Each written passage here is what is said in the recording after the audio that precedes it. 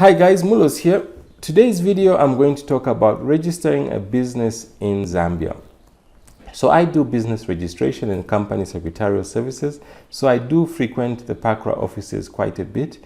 And each time I'm there, I notice one thing. A lot of times people do not actually need to go to PACRA for some of the services they're applying for, like printouts, name clearance, and a few other things.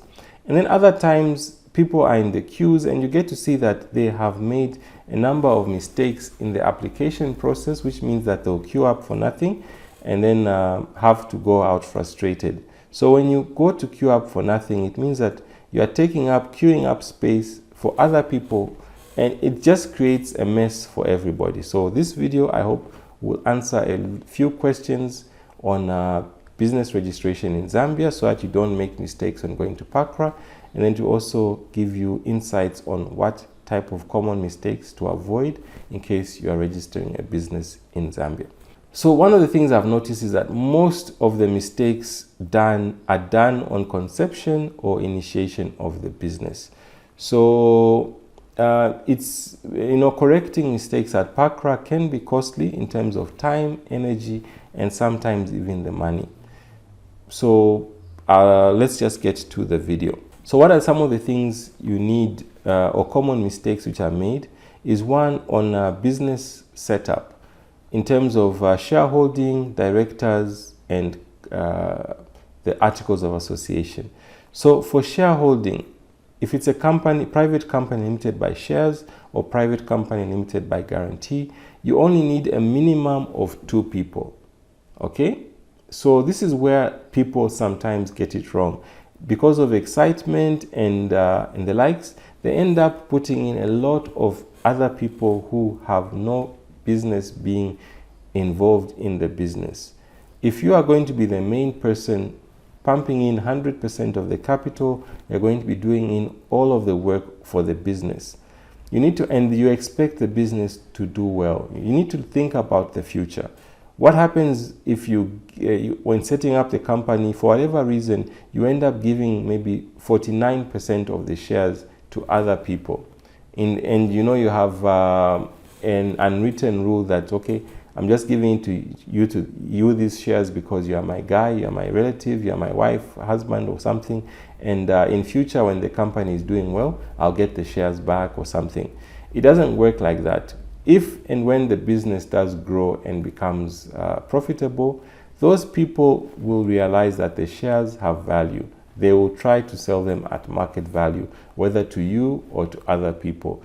And it can even bring other problems, like if you've watched any of these movies or series where founders are voted out of their own companies, it's because when setting up the companies, a lot of people who are not supposed to be given power in the company were given voting rights, they were made directors, they were made shareholders, and these things can impact you later on in future. For 99.99% of the businesses, this will have no effect. But if you are going to grow your company into a multi-million or multi-billion kwacha enterprise or business, it stands to reason that people will want to cash out and make the money. So try to avoid putting in people unnecessarily when setting up a company or a business.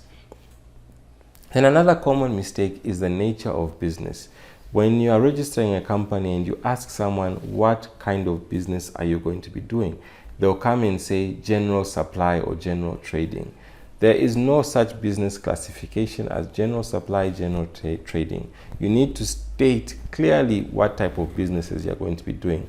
If it's construction, is it going to be road construction, house construction, building construction, plumbing, electrical works, mechanical works, or what type of business exactly is going to be done? If it's wholesale and retail trade, you need to mention what specific types of wholesale retail trade. Is it going to be in a shop, online, or is it going to be done in stores, markets, and the likes?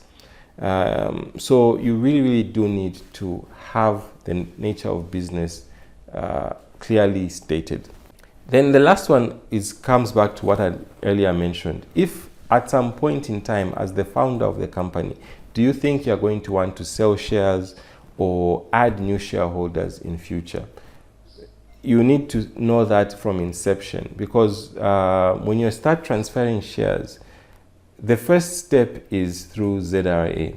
And ZRA, you could have a lot of problems. If your books are not in order and you're bringing in new shareholders, they have to do the property transfer tax valuation.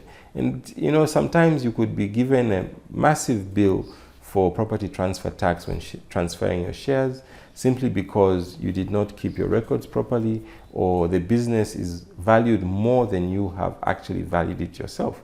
You could be wanting to give the shares you want to transfer the shares at a nominal fee of 1 kwacha to your brother, sister, wife, spouse, or anybody. And then ZRA will say, no, these shares are actually valued at 1 million kwacha, so you need to pay the property transfer tax on this valuation and not the 5 kwacha that you have valued them at. So these are things to think about before you start.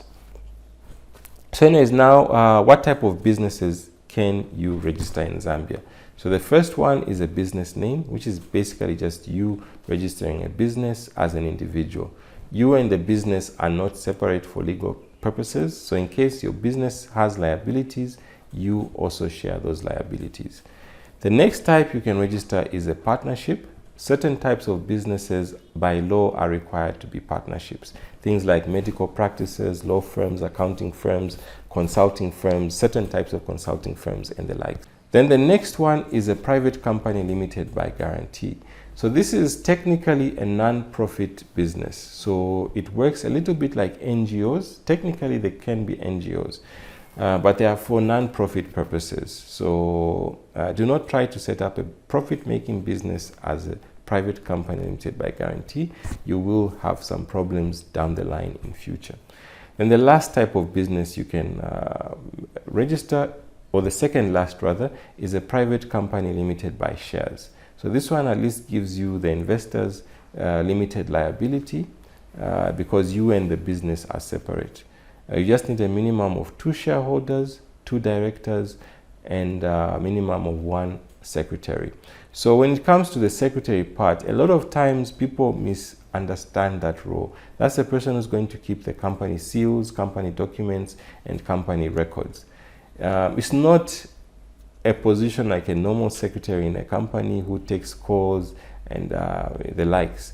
This is actually a very, very important function of a business. Do not put any Jim and Jack as a secretary for the company, because you need them for a lot of things that the company is going to do. In fact, for directors and shareholders, don't just get any Jim and Jack. Put people who you know are easy to reach and will be voluntarily willing to sign on the documents, and whenever you need them to submit forms at the banks, at the PACRA, ZRA, or any other organization, they are available to do so. The next issue which is there when you're setting up a business, the most difficult part of setting up a business is actually the name clearance. A lot of times in our heads we've got a business name already set up. I would want to set up Mulos Limited or Mr. Mulos Esquire Limited. You come up with all sorts of unique names that you love, and a lot of times people make the mistake. They even go and start branding. They set up a website, they print out shirts, they get a logo, they do all these other things. Then when they go and submit the business name or the name clearance, what happens is that PACRA rejects the name for whatever reason. There are a lot of valid reasons PACRA rejects names. For the full set of reasons, you can get in touch. Comment links in the description. So after PACRA has rejected your name clearance, you then have to now start going around thinking up other names to use. And it sounds easy, but it's really, really, really difficult. Sometimes it's taken people over 3 months just to think of a name, because you want a name which is catchy, you want a name which is unique, and you want a name which is similar to the one that you had thought of, maybe since childhood or wherever. So once the name clearance is approved, the next stage is submitting the PACRA forms. If it's a business name or a partnership, there's the business name form 3. If it's a private company limited by shares or guarantee, it's a company's form 3. And also, if it's a foreign company, there's the Foreign Company Form 38. I forgot to mention that you can also register a foreign company in Zambia.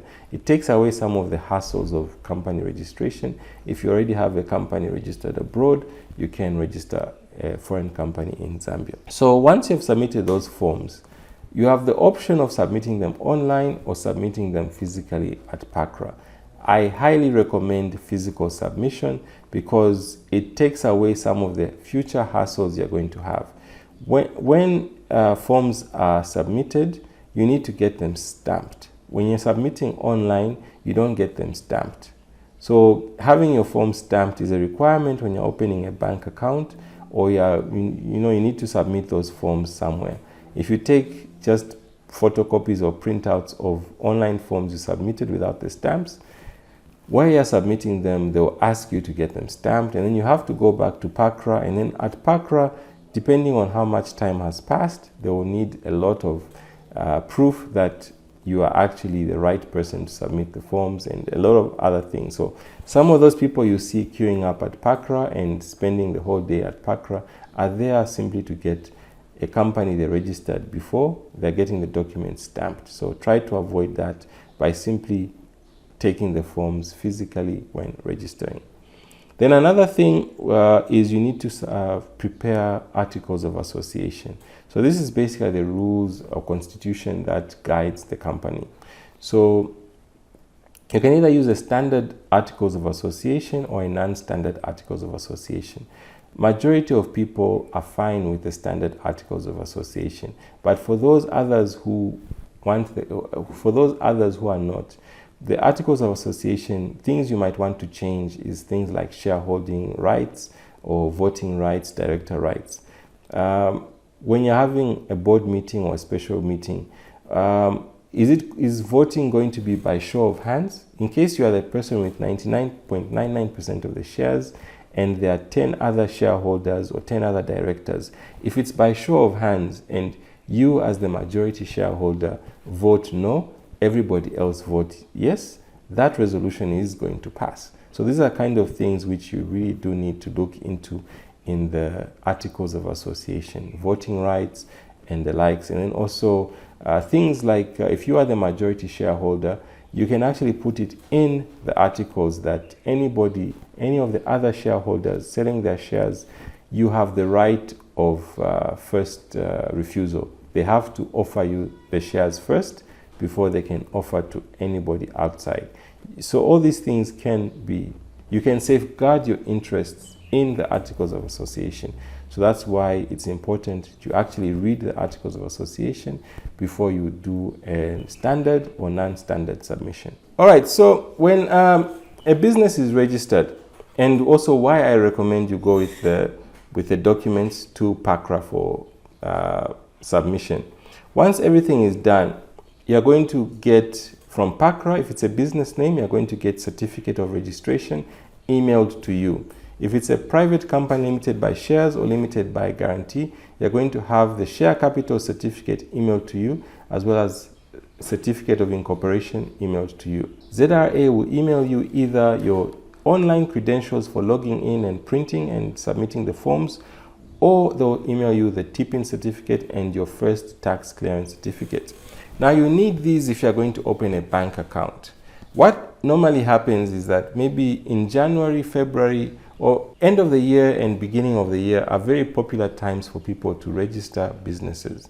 Then what happens is that it takes them a couple of months, maybe even a couple of years before they decide to actually start their business. And when they do that, they discover, one, they don't have a TPIN or a ZRA registration, so they now have to start running around to do all these things. Meanwhile, ZRA sent them the TPIN and the login credentials. So you waste a lot of time trying to find your tax credentials.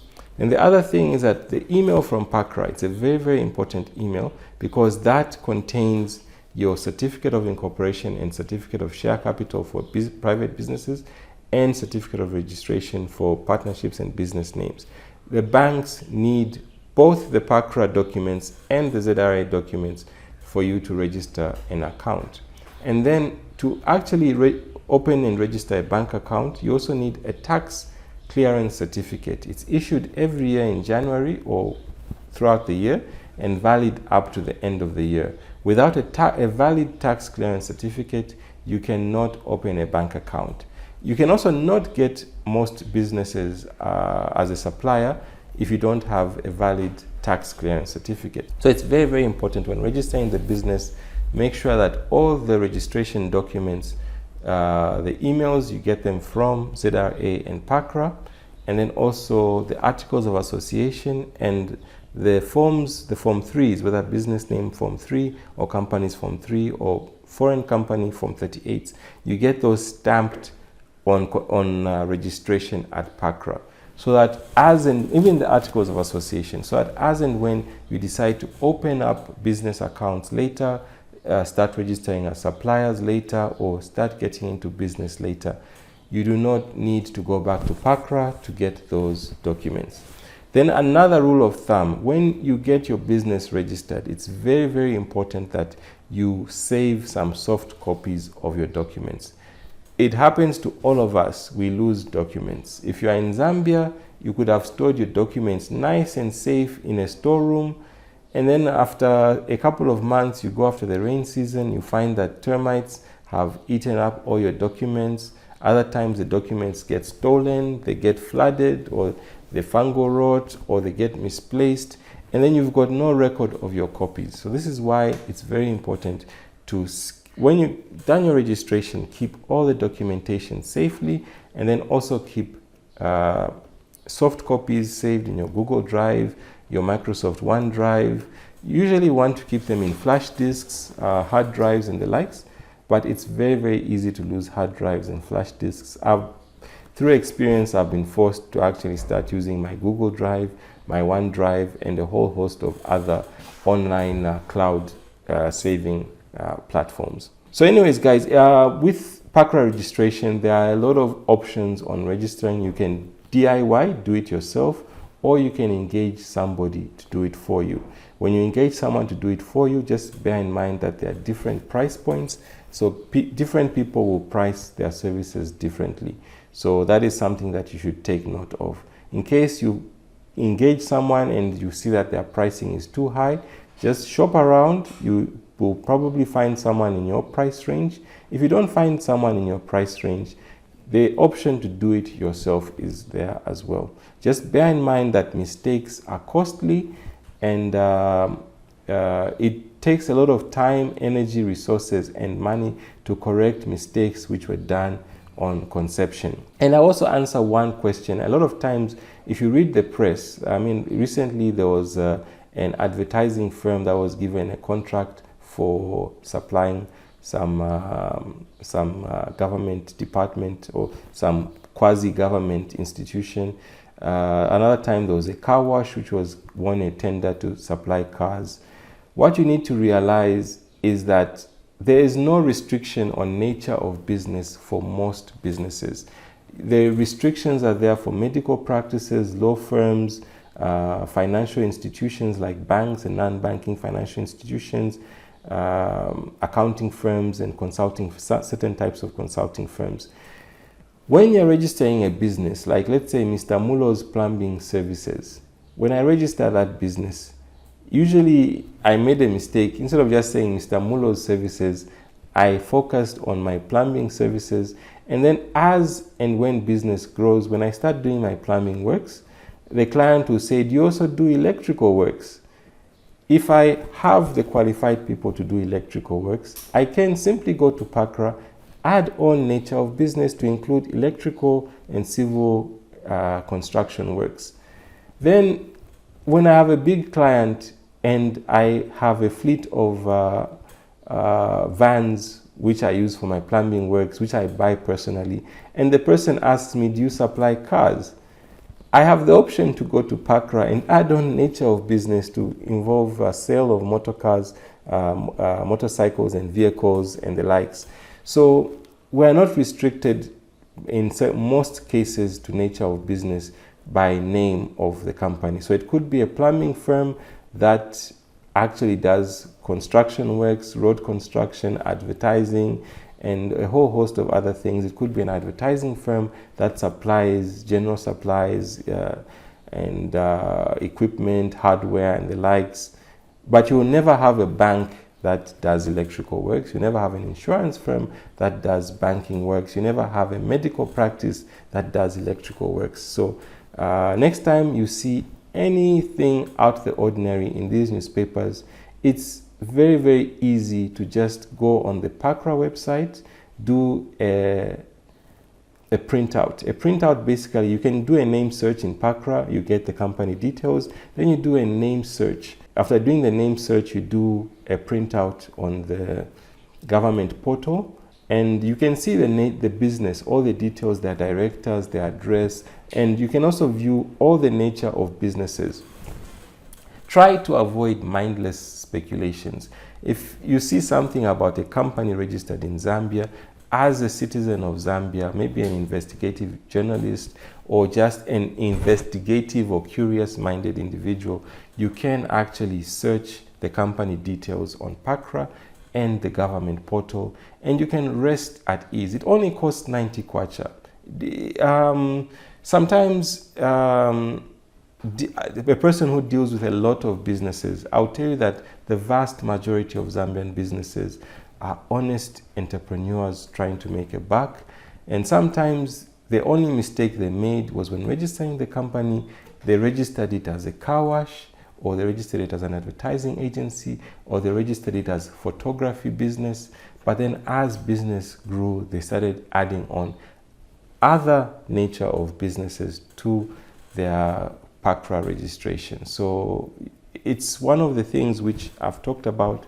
It's the mistakes made on inception or conception of the business. You decide to put a very, very specific name or phrase in your business name or the name of the business, and then later on, as the business grows, it comes back to bite you in the rear end or the derriere. So I just thought I should mention this so that as and when we are reading newspapers, and let's avoid speculation. It's just 90 kwacha. You and your friends who are speculating can all contribute 5 kwacha, 10 kwacha, 50 kwacha each.